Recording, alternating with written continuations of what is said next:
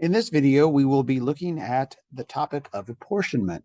Apportionment is to divide something up, right? Or to hand it out.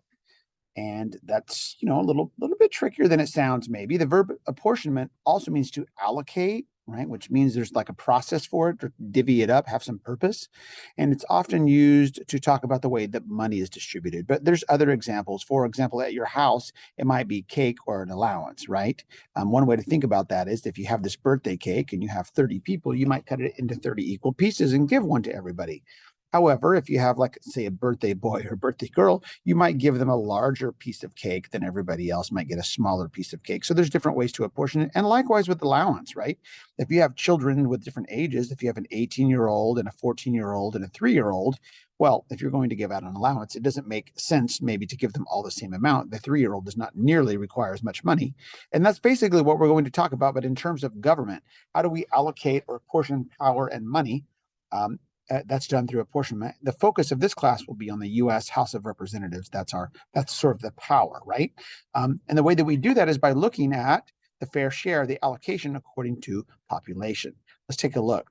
Here are the apportionment rules. Okay, so for apportionment rules, the things being divided up can exist only in whole numbers. We're not going to consider any fractions or decimals. We must use all of the things being divided up. You can't just say, like, well, I have 5 pieces of cake, but 3 people. So I'm going to give out 3 pieces and throw 2 in the trash. You can't do that. You have to divide everything up. We can't use any more or any less. All right.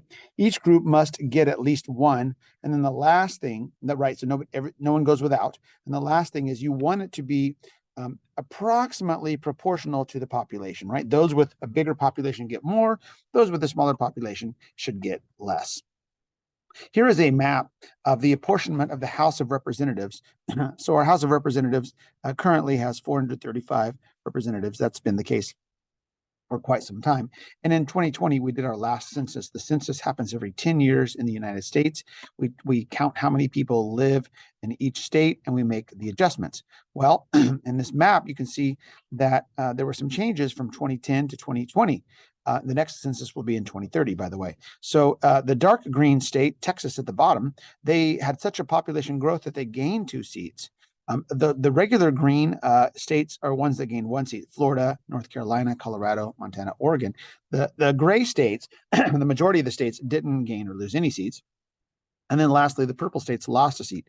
Here in California, we lost 1: Illinois, Michigan, Ohio, West Virginia, Pennsylvania, and New York, who's been losing states for some time. Let me show you some documents that I downloaded from the census.gov. Let's see, I'm going to do a new share here to this other screen. So this is a map that shows some apportionment ideas. Okay, this isn't the House of Representatives, but this is an idea for apportionment. This shows the poverty rate of the population under 18. Now, the darker red indicates higher poverty, and you can see there's a large sort of group more at the bottom. The southern portion of the United States tends to have more poverty. So if we were to apportion out monies to the states to address the issue of poverty, this map could be very, very helpful. We'll even take a look at this map in terms of where we live. All right, let's just scroll down here a little bit. We live over here in California. When I say we, right, I'm teaching this class in California, right here in this state right here.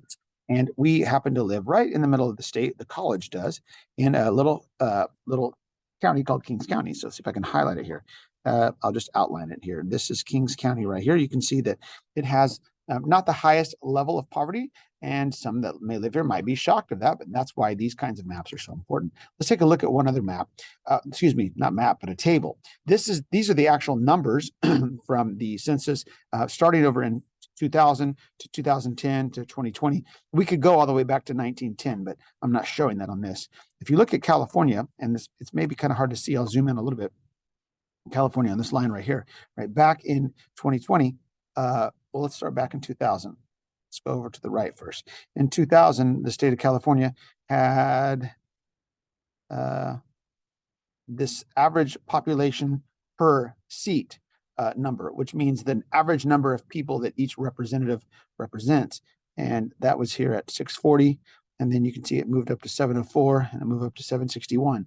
So what does that mean? It means that we're not adding any more seats. We still have the 435 seats in Congress, but even though the population of each state has risen, we haven't changed the number of seats, and that means that our representatives keep representing more and more people. The other thing to notice is that we had 53 seats 53 seats in California, and now we're down to 52 after 2020. Another big loser was New York. New York, way back in 2000, had 29 seats. They went down to 27, and now they're down to 26.